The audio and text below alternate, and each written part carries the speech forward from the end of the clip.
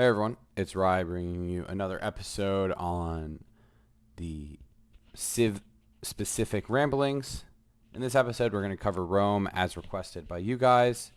If you'd like to request a different Civ, feel free to leave a comment either in this video or as a part of my discussion posts where I post the poll for you guys to vote on. Rome won in the last poll, so we're going to talk about it here. I don't think this is going to be a particularly long video as Rome is pretty straightforward on what they want to do and what they are able to do. But let's just jump right in. Rome in general is a very, very strong Civ. I think it's very commonly banned because people can feel that the attack it is able to push off is undefendable and really stupid. And it's hard to kind of not feel that way if you've ever played against this Civ, right? It's extremely hard not to feel that way. But either way, let's just cover it. Anyway, and I'll kind of talk about the two different paths you can take. The first path you can do is the fast war. Now, Rome as a Civ, if you use the UA is incredible. 25% production bonus towards any building that already exists in the capital. That is, I can't express just how incredibly strong that is. And I'll explain why in a second. But, yeah, so incredible thing. As long as you're always using the UA, which means, you know, if you're playing Liberty, because Rome is at its core, a Liberty Civ. I'm going to make an argument for Piety in a second, but it's primarily a Liberty Civ. If you're using the UA, you'll run out of buildings very, very fast. If you're just playing a standard Liberty, maybe you go like Craftsmen or Settlements or something like that. If you sim normally and you follow my guide and you sim normally, all of your cities will have nothing to do by turn 45 or turn 55. It'll be very early on and you'll just be like, what am I? And then you start queuing up wonders, right? It feels kind of dumb.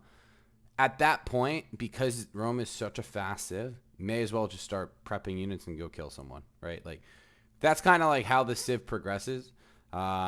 You can see Rome have probably some of the fastest timings to workshops that you've ever seen because it's just able to produce all the buildings and all the early infrastructure. The cities grow super fast because of it. So, yeah, a number of reasons why. But that being said, let's talk about what makes it so incredibly powerful, and it's the units, right? It's the only Civ in the game that has two units in the same era. I guess actually that's not true. Ottomans do too, but Ottomans is Ottomans. But yeah, so it's the only Civ with two unique units in the era, and they're both incredibly good. So I think the most commonly seen as good unit is the Legion, right? Compared to a swordsman, because in base game it was like they were like ridiculously strong. They got a little nerfed in Lek, and I think it's for the better because it was an extremely oppressive unit. But compared to a base swordsman, these have 14 combat strength. This has 16, and it has the ability to produce roads, right? Not that good in my opinion. I think a lot of people overrate this, but I think in general, Legions are just incredibly strong. They're the 2 extra combat strength is very noticeable, like incredibly noticeable. Hey, that's like 30% or 20% or something. So, well, less than that, but it incredibly strong unit, acts as a really good wall to allow the ballista, which is the true reason why Rome is so strong. Compare this to a normal catapult. Catapult has 7 combat strength and 8 range strength. It also has indirect fire and bonus to cities. Okay, that's pretty. Like catapults are kind of bad in the early game. They have a use, but they're like meh, right? Okay, compare that to a ballista. Ballista has 1 more combat strength, so it can tank a lot more hits from archers, from comps, from horses, whatever. It can take a bit more damage. But the main thing is it has 2 extra range strength and the ability to move and shoot without firing. So this is essentially a combo, right? If we compare this to a combo, this is the comparison I like to make. They have 11 range combat and 8 melee, right? So this has 10 an 8, right? So, or a 7, sorry. So it's a little tankier, but does a little less damage. But the key here is that this also gets bonus towards cities, and it also gets indirect fire. Compos don't get that. So these are pretty much just machines at killing cities and killing units. That's what makes it so good. A catapult really kind of just sucks at killing units. This kills everything, and it moves so fast, and it just destroys early cities, right? If I spawn in a unit for Mogadishu, because a lot of the times you're going to be hitting these with cities without walls, right? That's kind of like one of the nice things. But let's say we would like attack Mogadishu here. Okay, we're doing like 49, right? So 4 of these shots kill it, right? Like it's incredible, and not to mention that they'll truck through like swords and warriors and spears and stuff. Whatever is in the air. So you could literally just have an army of just comps, ballistas and legions, and you'll just truck through everything, right? And one thing I really wanted to showcase, I mean, truthfully, that's kind of it on the war part. It's really not that complicated. You kind of just build the units after you finish building all of your infrastructure because it's done so fast, right? So this is one thing I really wanted to showcase, and in my opinion is one thing that makes a good Rome player from a great Rome player. Kind of just played this out in the beginning. Don't look too much into it. So I think as Rome, it is very important that you get comfortable overflowing your settlers with a chop, right? So here we are, you know, we have a settler here, whatever, it doesn't matter. Oh, for fuck's sake. Okay, I'm going to delete that because that was not shit. Can I...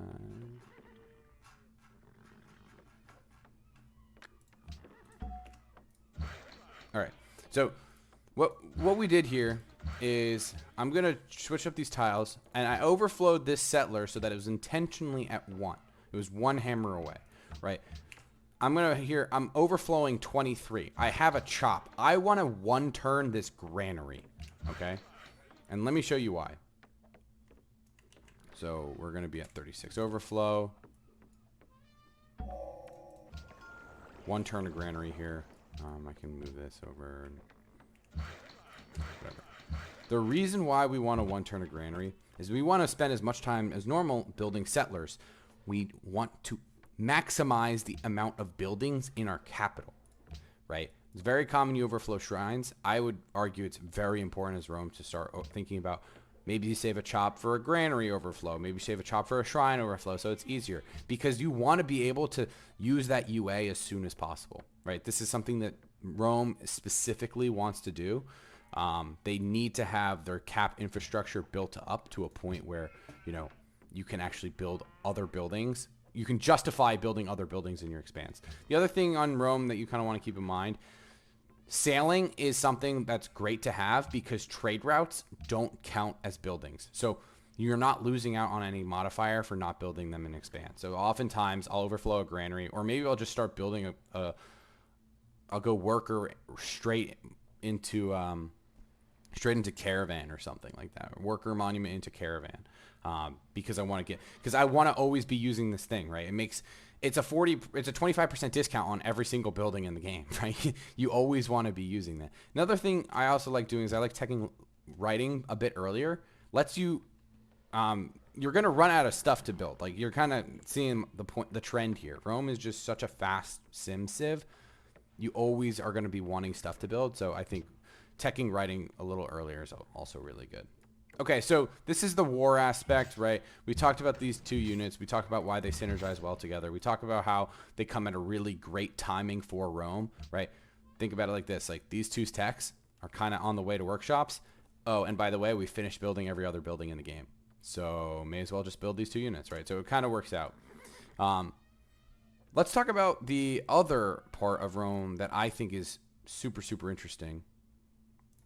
And that's going to be fast greed. So the fast war, which is the normal way to play Rome, it's probably the best way in my opinion.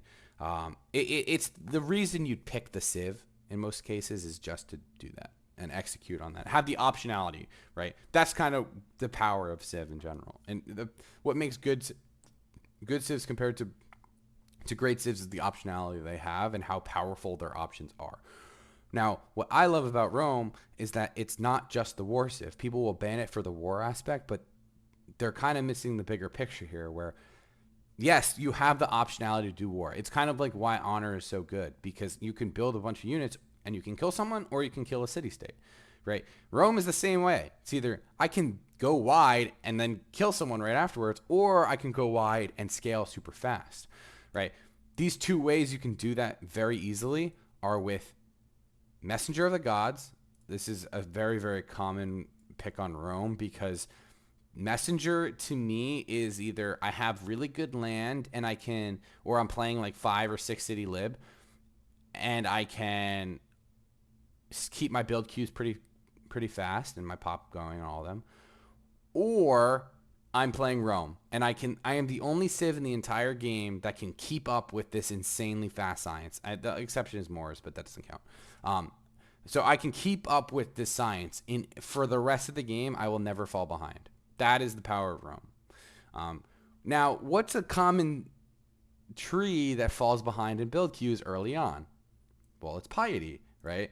So that's another aspect I wanted to talk about on Rome, because piety Rome is not commonly played, but I've played it a bunch of times. It felt amazing because think about it like this. A lot of the times you're building your shrines, you're building your temples, whatever, right? You're getting 25% extra overflow on them always, which is huge. The other thing to keep in mind is that when you're playing piety, that the mid game or the early to mid game is where you struggle. Once you pass that point, you're going to really start snowballing. Think of Rome as an assurance policy on piety, where you're essentially just playing piety as a normal liberty civ, but you get all the scaling, you get the fast religion, everything like that. Rome piety is essentially just vanilla civ liberty. So it's all the benefits of normal liberty, but you get all the upside of piety at the end, right? So that's something I wanted to throw out there. I think people need to experiment more with it. I think it can be extremely strong. Not messenger piety. I'm saying like messenger liberty, but as a synopsis in general, I think Rome is always going to be a wide type civ. They have a lot of early game tempo, and it's about how you use that tempo. It's either I can use it to sim really far ahead by bolstering myself with messenger, or I can go on the offensive and kill someone with turn 45, turn 50 legions and ballistas. One other thing I wanted to mention, and a lot of people don't realize this. Let's say you have a city. I'm going to spawn in a settler here. Let's say you have a city here. And a lot of people would wait to build this granary. They'd wait until next turn. This is extremely common when it comes to later game techs, right? Because maybe they don't want to start the factory or the university until the one thing in Rome is done, right? The nice thing about Civ in general is that the order of your cities determines all the bonuses. And we've talked about this before in other guides, but this isn't specifically for maybe people are looking specifically for Rome. They're not looking for like how to play Civ, so I'm going to cover it here as well. But what's going to happen is this whole city is going to commence all of its production cycle, and then it's going to move to the next one, which means this is going to finish the granary by the time it hits this city. Right, so we're at 5% modifier for buildings, 3.15 estimated hammers total. Right, that's actually wrong because we're also going to be getting an additional amount of hammers from. Actually, it'd be clearer if I put this. We're also going to be getting an additional amount of hammers from Rome itself. So instead of I'm just going to show you guys. So.